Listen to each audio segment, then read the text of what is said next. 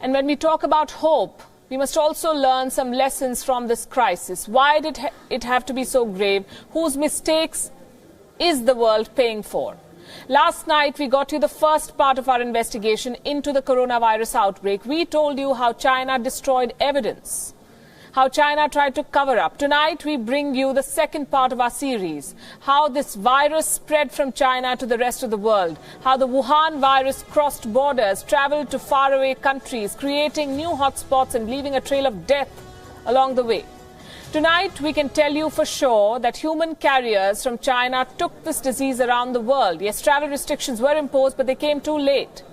And there's only one reason for this delay: China's attempts to suppress the outbreak, China's resistance to global isolation measures. It slammed countries, remember, that imposed the first travel restrictions.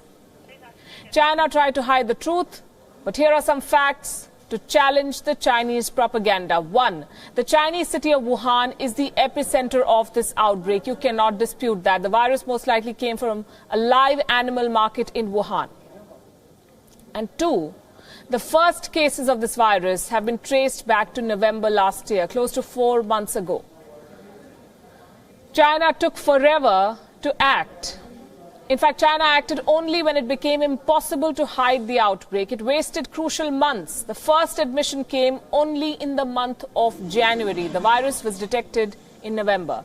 The first lockdown came weeks later, on the 23rd of January. I repeat, it came too late. By the 23rd of January, when the lockdown happened, 5 million people had already left the city of Wuhan. Let that sink in. 5 million people possibly infected.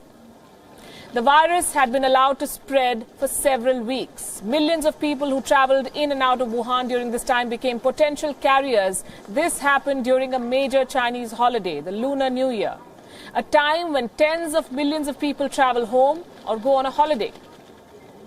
The Chinese New Year basically supercharged this virus. And this should give you an estimate. The world's biggest human migration takes place during the Chinese Lunar New Year. According to one estimate, Chinese tourists were expected to make 450 million trips this year, and this includes both domestic and international travel. And these trips were scheduled between 24th and 30th of January, bang in the middle of the coronavirus outbreak in Wuhan. No wonder it spread like fire. It is difficult to put an exact number to determine how many Chinese carriers actually took the virus outside China, but there are many patterns and precedents that come in handy. And this, I can tell you, is an informed and well-researched assessment. The Journal of Travel Medicine published a paper in the month of January. It looked into the international spread of the Wuhan coronavirus. And just by commercial air travel, this study named 20 cities frequented by travelers from Wuhan during the Lunar New Year. That list includes some names. This list is on your screen. Let me read out the names of the countries mentioned here: Taiwan, Japan, Thailand, South Korea, Singapore, Malaysia, Australia, and Indonesia. What is common between these countries? All of these countries are now dealing with an outbreak of coronavirus cases. The Chinese took them there. China took no lessons from the past. China has been a major exporter of disease. The SARS outbreak in 2003 had infected more than 8,000 people across 37 countries.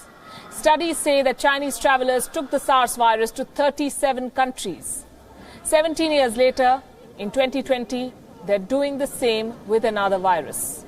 China took no measures to ensure its citizens do not export deadly diseases across the world. Here's another set of numbers that you should see. In the year 2002, tourists from China made around 17 million trips overseas. By 2019, that figure rose to 180 million, from 17 to 180 million. Chinese tourists have flooded the world. Now, China says it has controlled the coronavirus. For the first time today, it reported 0 new infections. I would take that claim with a pinch of salt. It's hard to trust China's figures, but let's say they're right. What is China doing? China is now imposing travel restrictions. It exported a virus. Now it doesn't want that virus to come back.